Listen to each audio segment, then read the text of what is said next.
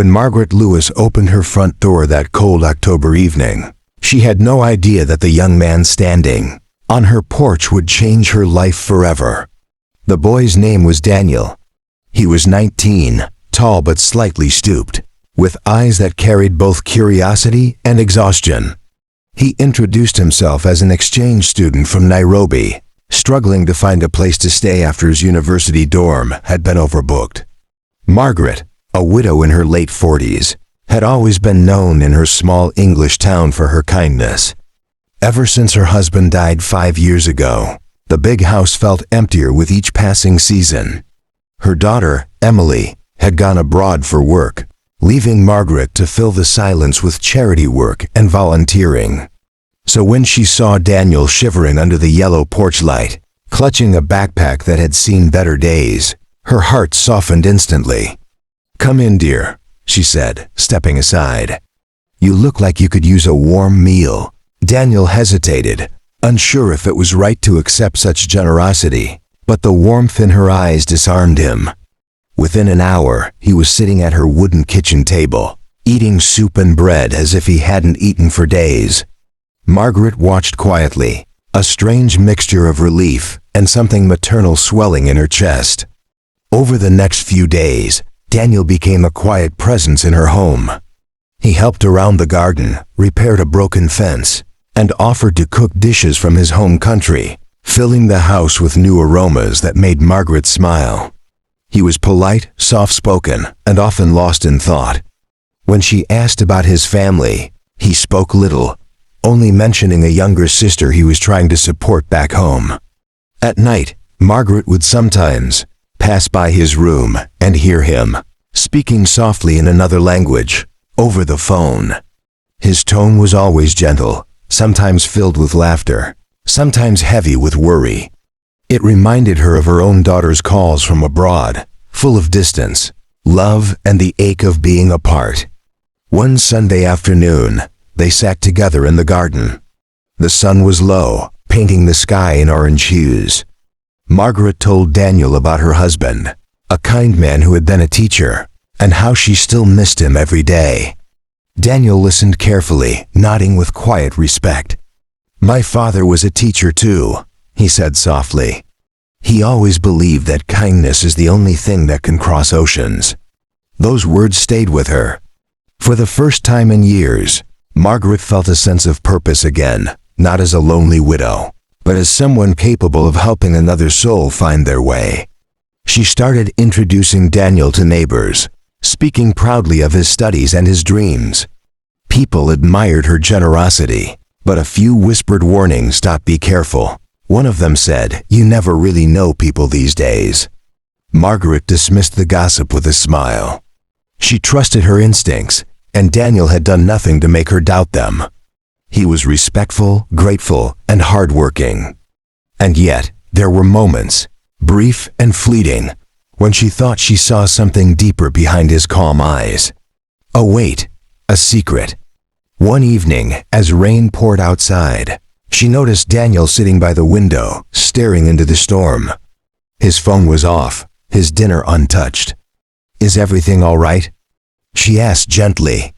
He turned to her with a tired smile. "Yes, Mrs. Lewis, just thinking about home." But something in his tone felt rehearsed, too careful.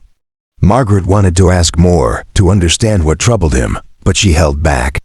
Everyone, she told herself, carries something they don't want to share. That night, she sat awake, listening to the sound of the rain and wondering who Daniel really was, not out of fear, but curiosity. She had opened her home to a stranger, yes, but what she didn't know was that the story of kindness she thought she was writing was about to change into something far deeper than she ever expected. The following weeks passed in quiet rhythm.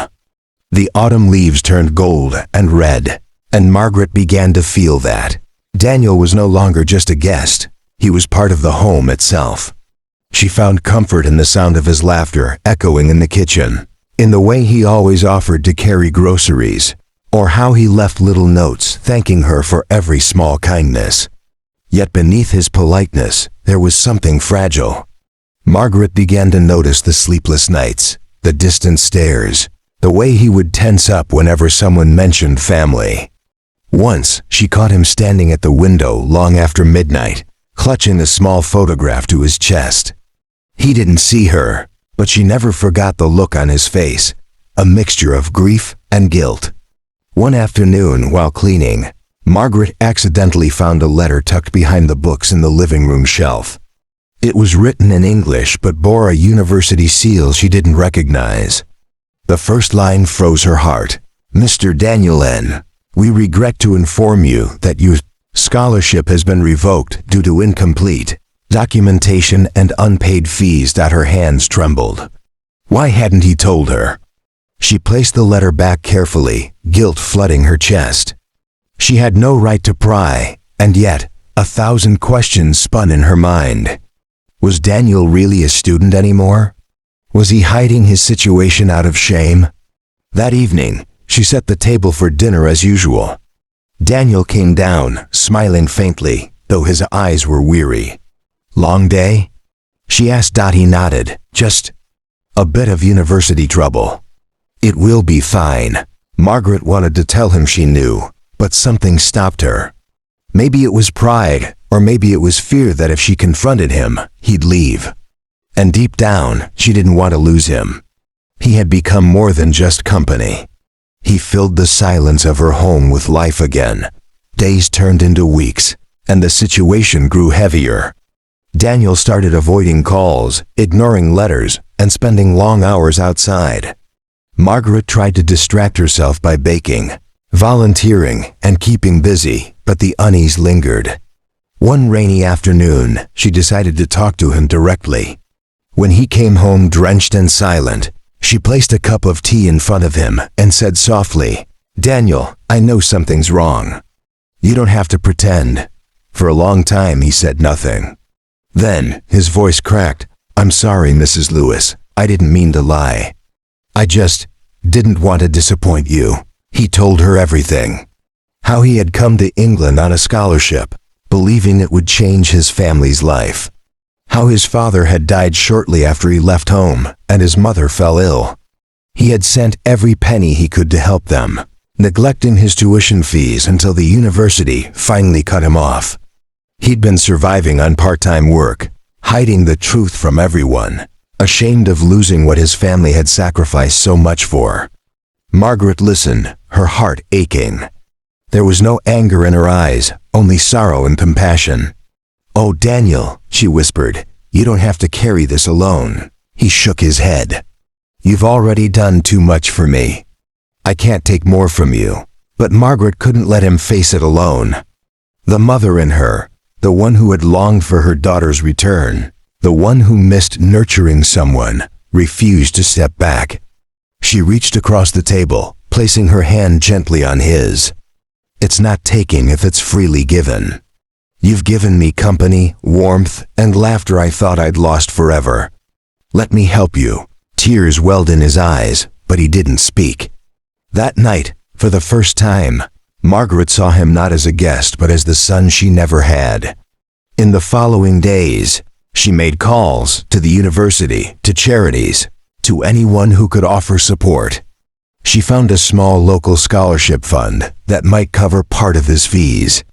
She even wrote letters to her late husband's former colleagues, asking for help. Daniel was overwhelmed.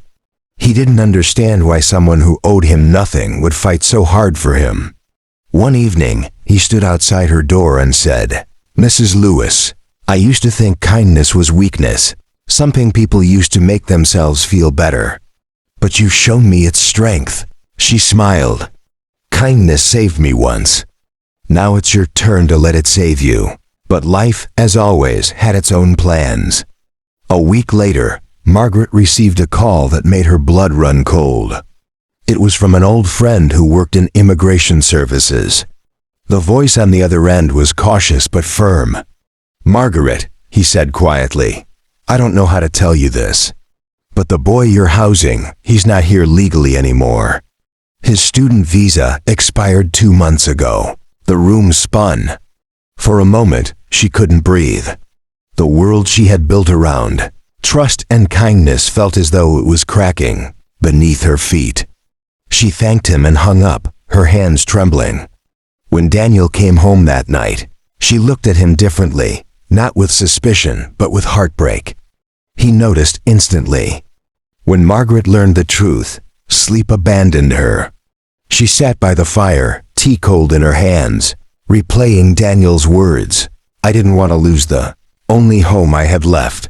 The fear of losing him hurt more than the lie itself. At dawn, Daniel came downstairs with his bag packed. I'll leave before there's trouble, he said softly. Margaret's voice broke. And where will you go? But he only smiled sadly. You've done enough. Then he walked into the fog, leaving silence behind. Days passed. The house felt emptier than ever. The quiet kitchen, the folded blanket, the ghost of his laughter. Then, a letter arrived. Dear Mrs. Lewis, I'm in London now, trying to work.